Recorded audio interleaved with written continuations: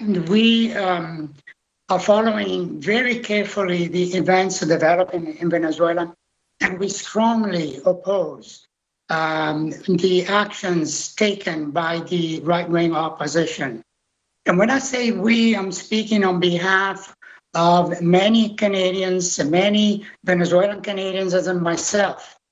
This action is clearly one more attempt at regime change in Venezuela. It's taking more and more a violent streak, as it has been announced from early on. We find ridiculous and we find absurd the statement that this action, this attempted coup, is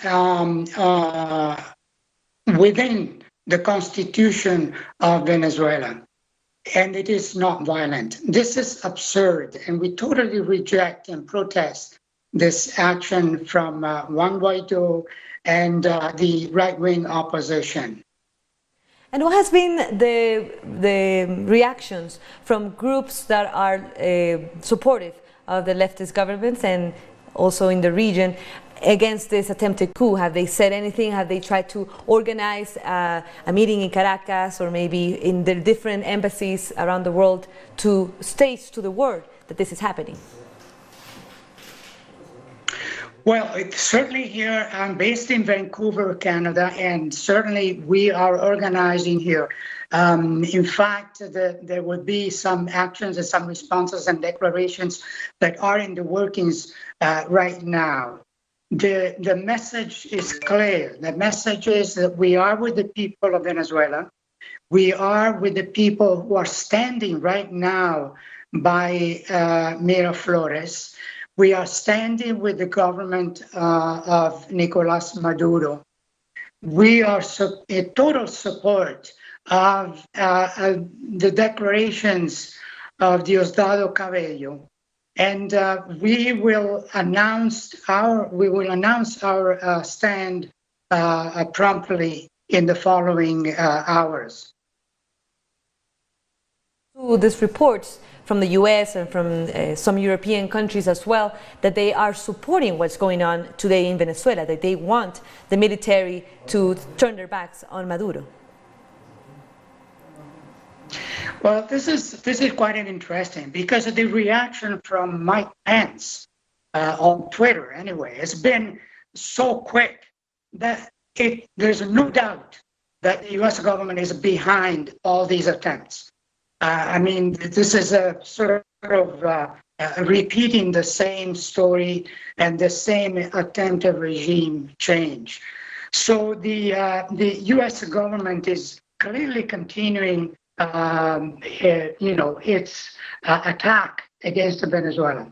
It's not as sufficient that this was done through sanctions, blockades, financial blockade, economic blockade, and information war on Venezuela. This is now done directly on the ground. And certainly this is something that needs to be denounced, and we have to protest strongly. In Canada, there are many different groups, and many, including Venezuelan Canadians like myself, who would reject this attempt at regime change in Venezuela. This is not the first time we've seen attacks and attempted coups in Venezuela from the time of Hugo Chavez and now with Maduro. What do you think keeps them going, keeps Venezuelans defending their sovereignty? I think the Venezuelan people are quite aware of what's going on. They are quite aware of the extent of the Venezuelan constitution, and they are strictly abiding to it.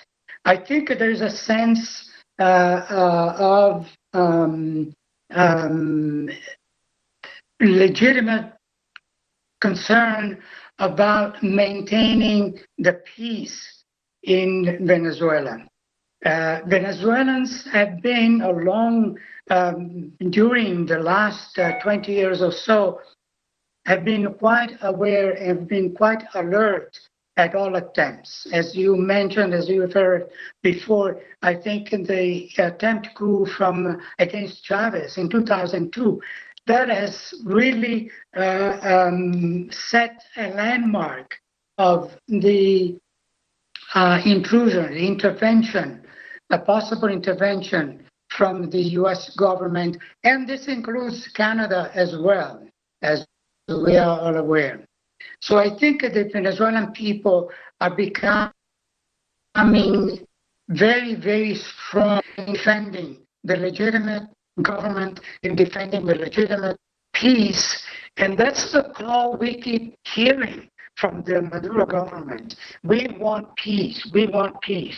And that is something that the Venezuelan people are really listening to and are really accepting. And we do the same from outside Venezuela. We continually say that what Venezuela needs, what the Venezuelan people need is peace. And so all attempts at creating violence in Venezuela should end right now. Now, the government of Venezuela is saying that they have defeated this coup. But what happens if there's an escalation? We've heard Donald Trump and John Bolton saying that the military option is on the table. Could that be a possibility? I think the U.S. government will have to launch all sorts of threats that they can use. Like, they're using basically all the war tools that they have at their disposal. They started out, as we all know, they started out with sanctions on individuals, with accusations on individuals of all sorts of crimes. And then they increased to financial sanctions, they increased to blockades, and of course, threats of military action. Now, I don't think that the U.S. government is really meaning a military intervention in Venezuela. And the reason I say this is because they can see the strength of the Venezuelan people. The Venezuelan people will reject and are rejecting any attempt of military invasion, be it from the U.S. government directly, be it from Colombia, be it from anywhere. What Venezuela does not need is a civil war or a war of whatever shape it might take in Venezuela. And this today, this show of force protecting the government of Maduro and protecting Miraflores is exactly the kind of resistance that we will face if there's any attempt of military intervention. And we are seeing images of large crowds, people in Miraflores supporting Maduro. What is the importance of this, for example, this civic alliance with the military that is very, very important in Venezuela? How can they stop a coup? That is extremely important. I think, in fact, the Civic-military union in Venezuela is quite strong. I mean, today we just had an example of that. We can see right there today the military rejecting an attempt of regime change at the La Carlota airport, and then at the same time we see the people, the Venezuelan people, getting out on the street, despite the call of Guaido and his cronies, to the Venezuelans, going out and supporting. That has not happened. And on the other hand, we see the strong support of the Venezuelans at Miraflores. So yes, the